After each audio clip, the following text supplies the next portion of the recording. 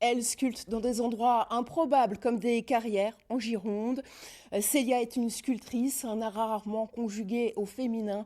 Son portrait est signé Nathalie Pinard de Pujoulon et Dominique Mazère. Elle y va, prête à plonger dans un autre univers, comme on part en exploration.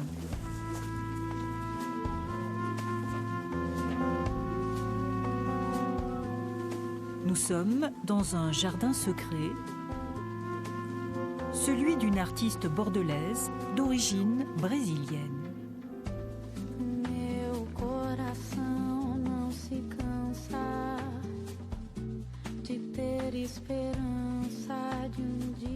C'est une carrière que j'ai nommée La grotte aux âmes-cœurs.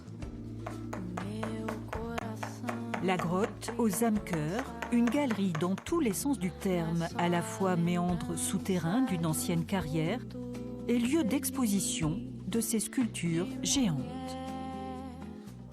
C'est gratuit pour les plaisirs d'imaginer la tête des gens qui pourront découvrir un jour, parce qu'il y a quand même du passage, même si c'est caché.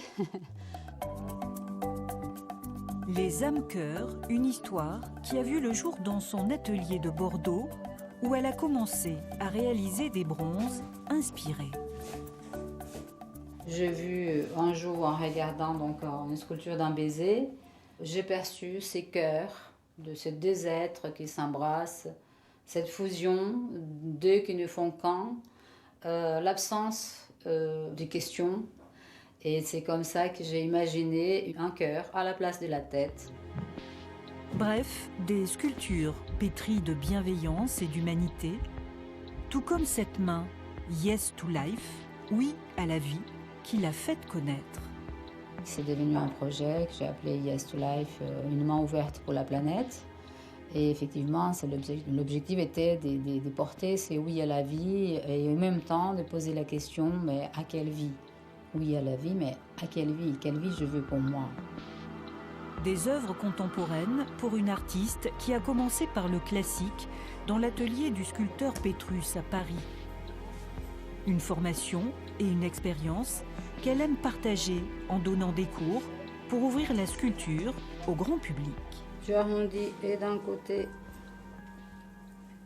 et de l'autre. En général, les gens, ils n'osent pas tous les métiers d'art, ils ont du mal, même s'ils ont envie, et ils ont tendance à se dire, non, c'est pas pour moi, je ne suis pas capable, j'y arriverai pas. Alors que c'est un métier comme un autre, et si on a envie de faire, il faut juste oser, tout simplement. Bientôt, ces œuvres seront exposées sur la Côte d'Azur avant de revenir au printemps parsemer la côte aquitaine de ces petits cœurs tendres comme des messagers aériens du bonheur.